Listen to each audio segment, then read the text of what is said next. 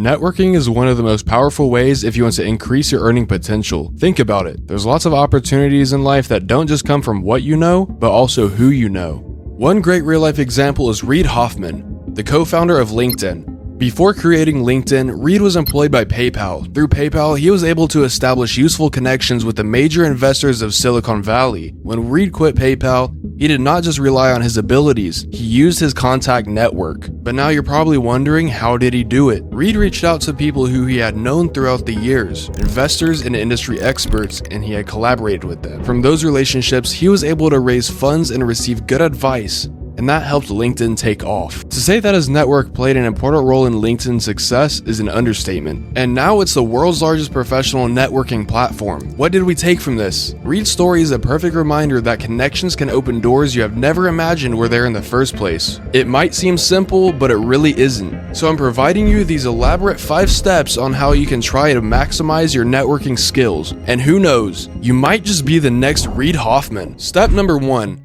First, you need to understand the importance of having a network. Before anything else, you have to be knowledgeable. What's a business network? How impactful is it really? The truth is, networking isn't just a buzzword. It is a pretty great way to increase your earning potential. And how? By providing you with avenues that you might not otherwise find. Most companies prefer a referral over an application. A referral not only gives you credibility, but it makes you more appealing as a candidate. But it's not just merely about job hunting. Networking is even more important when it comes to business. These relationships that people establish with each other can lead to successful collaborations, such as a graphic designer teaming up with a marketing strategist, for example. They'd be able to present campaigns better, resulting in outputs that are more compelling. This approach will attract more clients and they'd be giving higher paying projects than each might not have acquired alone. Now let's not forget the investment opportunities either.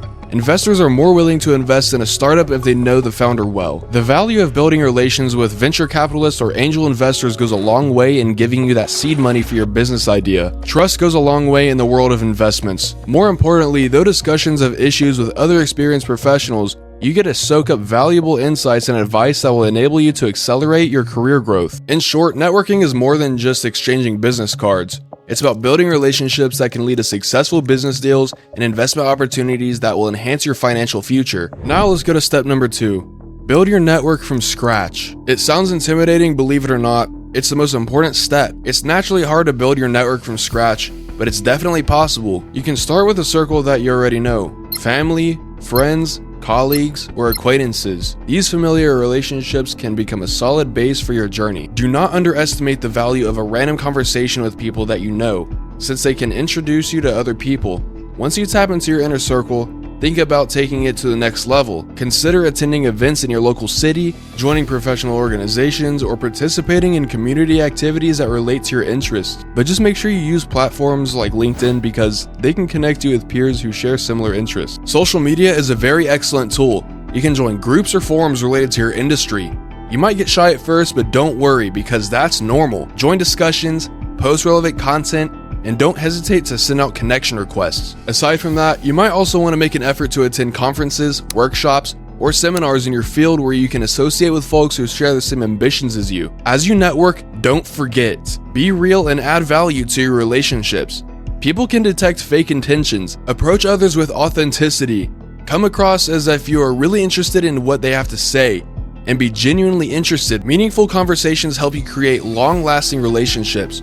Offering value before asking for anything is incredibly powerful, as it's simple as sharing an article relevant to someone's interest or being willing to help them with a project. That shows that you're helpful and you could be somebody that they could count on in the future. These are the most basic activities that you can do to create a solid ground for your business circle. And now we have step number 3, which is developing these connections in a long-term relationships. Now let me remind you of something. One of the biggest principles in networking is that you have to give before you get to receive. However, people often don't think this way. I'll go and get all these connections, a job, or whatever, but I won't have to give something in return. People who think like this do not prosper. This is because high quality relationships are built on reciprocity and generosity. Next, envision yourself at a networking event. Instead of immediately diving into what you need, try to observe your environment first. Listen around and think of a way that you could possibly help another person. Do they need advice on something? Do you have a contact who may be helpful for them?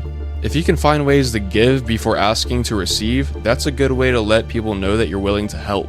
Those whom you've helped will be more likely to help you when the time comes that you need them. If you want to take it to the next level, actively find mentors. When you connect with somebody who has already achieved the success you're trying for, you gain access to their experience, insights, and even their network. When you find yourself a good mentor, chances are they will be willing to guide you through the tough decisions and open doors to opportunities you might have never known about. When people endorse you, it can carry a lot of weight if other people trust their judgment.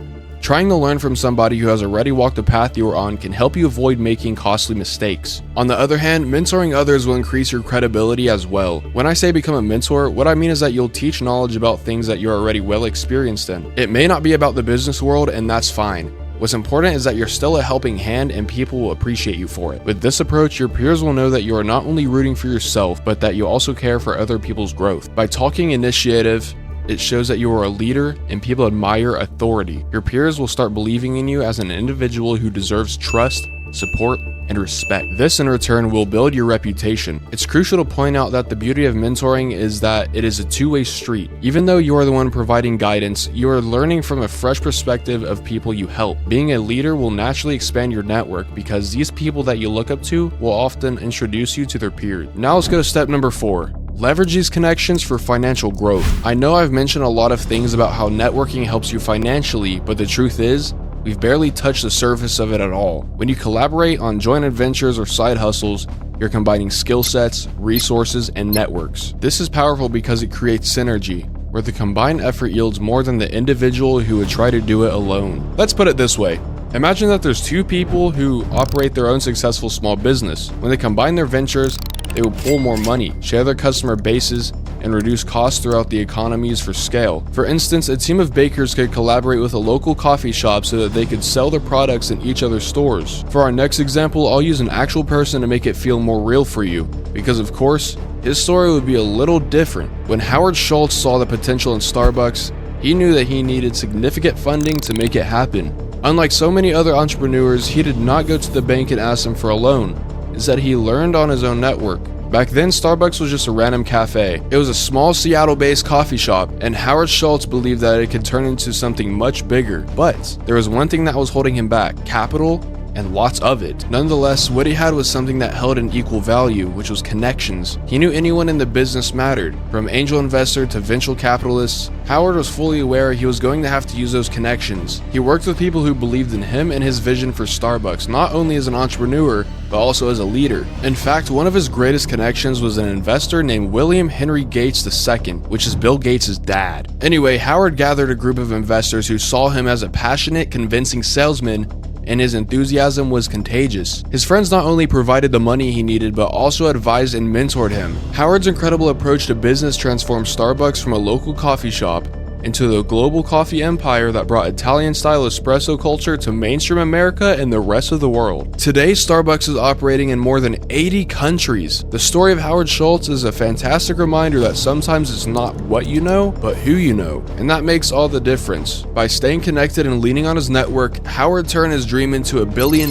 success. It goes to show that more often than not, relationships are just as important as any resource when it comes to building your empire. But wait, if you're at the point where you've already worked hard and were able to achieve some form of success for yourself, you can't just sit back and relax. Step number 5 is all about adapting and evolving your network. As you grow professionally, you will shift priorities and your connections will change with you. You have to know that not every friend or peer that you adore will be in your life forever, and that's okay. Always be open to forming new relationships that resonate with you and where you want to go. This does not mean ending ties with past contacts, but you need to allow yourself to see new inspiration and diverse voices that can inspire or provoke you into becoming a better entrepreneur. Be with people who share your passions and aspirations, and feel free to join new circles as your journey evolves. Furthermore, being authentic and transparent about your values and mission is crucial when it comes to building and evolving your business network. We are living in a fast-paced world, and people crave genuine connections that go beyond shallow interactions. Whenever you openly share what you stand for, you invite others to do the same, and thus you'll be creating a safe space for meaningful interactions. This honesty and responsibility not only helps others understand your motivations, but also attracts like-minded individuals who hold the same beliefs. When you remain in relationships with people who don't value integrity or authenticity, it can be really draining and distracting. If you're used to dealing with people who are always lying and cheating, they can start affecting your values, and this will make you start doubting yourself when it comes to your own moral choices. You would be feeding off of their negativity, and that's not healthy for you. I'll share with you an example. Let's say that you're working at an office. Maybe you're an accountant or something. Your colleague Brad is known for being selfish and dishonest when it comes to his work. So what does he do? He changes the figures of the balance sheets. He fakes whatever he writes on the financial statements in an attempt to steal money from your firm. At first, you might think it's none of your business, but as you witness his unethical behavior, it starts to weigh heavily on you. You realize that his actions could have serious consequences not only for the company, but also for your own career. If his fraud is discovered, it could lead to investigations, layoffs, and damaged reputations for everyone involved, including you. Suddenly, you're faced with a dilemma. Do you stay silent hoping it won't affect you? Or do you speak up and risk creating problems in the workspace? It's sad, but this kind of situation happens way too often. Over time, the emotional toll can leave you feeling drained, and you'll be questioning the integrity of everyone around you. What lessons did we learn here? It's that choosing to distance yourself from people who don't share your values is an act of self-care. It allows you to reclaim your energy and focus on building connections with people who uplift and inspire you, pushing you to be the best version of yourself. When you surround yourself with peers who value honesty, you create a supportive network that prioritizes organic growth. By prioritizing integrity in your relationships, you pave the way for a more fulfilling and successful life. In summary, the power of networking cannot be overstated when it comes to achieving personal and professional success. As we've explored, establishing close and valuable alliances leads to more possibilities that will significantly improve your earning potential and career growth. Nonetheless, it's equally important to surround yourself with people who value moral virtues to help you stay on the right track. Remember, networking is not merely about collecting contacts, it's about strengthening bonds that make you a better person overall. As you navigate your journey, embrace the evolution of your network and always prioritize what you believe is best for you. Ultimately, by starting a community that aligns with your aspirations, you'll have better chances of achieving your dreams and building a future that you've been working so hard for. So go ahead, make those connections, and watch how they transform your path. But if you like this video, please like, subscribe, share, and go watch other videos from the channel. Peace.